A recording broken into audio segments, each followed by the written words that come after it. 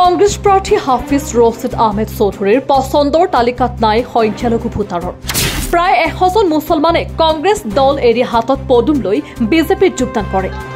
উত্তৰ কৰিমগঞ্জ বিধানসভাৰ হাছানপুৰ মহাকল পঞ্চায়তৰ শতাধিক মুছলমানে বদৰপুৰ মণ্ডল বিজেপিৰ সভাপতি ৰূপম কুমাৰ পালৰ হাতত ধৰি কংগ্ৰেছ এৰি আকৌ এবাৰ মোদী চৰকাৰ শ্লোগানেৰে বিজেপিত যোগদান কৰে।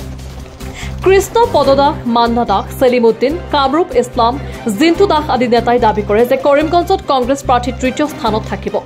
কৰিমগঞ্জত AIUDFৰ সৈতে পোনপটীয়া নিৰ্বাচনী যুঁজ হ'ব আৰু অৱশেষত বিজেপিৰ প্ৰাৰ্থী কৃপানাথ মল্লা জয়লাভ কৰিব। এটা তো বলার কি অপেক্ষা রাখে না যে এখানে করিমগঞ্জ লোকসভা আসনে AIUDF এর সঙ্গে আমাদের প্রতিদ্বন্দ্বিতা হবে।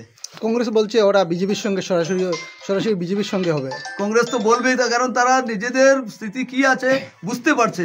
এবার তাদেরকে দূরবীন দিয়ে দেখতে হচ্ছে তারা কোথায় আছে। আপনি কৃষি প্ৰধান দেশৰ কৃষকৰ উন্নয়নৰ স্বাৰ্থত তেওঁলোকে এক বিবৃতিত কয় যে প্ৰধানমন্ত্ৰী নৰেন্দ্ৰ মোদীৰ নেতৃত্বত আমি লাল বাহাদুৰ শাস্ত্ৰীৰ জয় জৱান জয় কিষাণ দৃষ্টিভংগীক আৰু অধিক শক্তিশালী কৰি দেশৰ কৃষি খণ্ডক আৰু এখুব ওপৰলৈ লৈ যাবলৈ সেৱা প্ৰদান কৰিবলৈ যত্নপৰ। কৰিমগঞ্জৰ পৰা মইনুল হকৰ রিপোর্ট, আসাম লাইভ। যতদিনে কংগ্রেসে ছিলেন, তো কংগ্রেস কিসের জন্য কংগ্রেস ছাড়লেন? দেখুন, কংগ্রেস যখন সরকার গঠিছে মন্ত্রী দেশের কোনো আয় উন্নতি কোনো জিনিস করছে সব জিনিস খালি কমিটি সবসময় থাকছে। যেমনি আমরা বিজেপি যখন সরকার হয়েছে সবসময় খালি জিনিসটা আগে দিয়ে বাড়তে থাকছে। বিজেপি জিন্দাবাদ, বিজেপি জিন্দাবাদ, কংগ্রেস হটাও, মোদিজি জিন্দাবাদ, হিমন্ত বিশ্ব শর্মা জিন্দাবাদ। একটা কথা প্রায়ই কংগ্রেস বলে থাকে, মাইনরিটি ওদের বুটের মেইন দুর্গ। তো আপনারা কি সেই সংজ্ঞা ভুলে গিয়েছেন? আমরা দেখো অলরেডি বিজেপি আগে থেকে বিজেপিতে আসলাম, আর এখন পর্যন্ত বিজেপিতে আসি।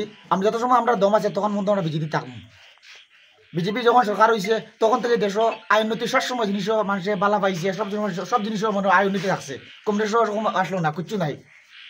করিমগঞ্জ লোকসভা সিট নিয়ে কোনো সন্দেহ আমাদের নেই, 100% আশাবাদী এই সিট আমরা জিতবই।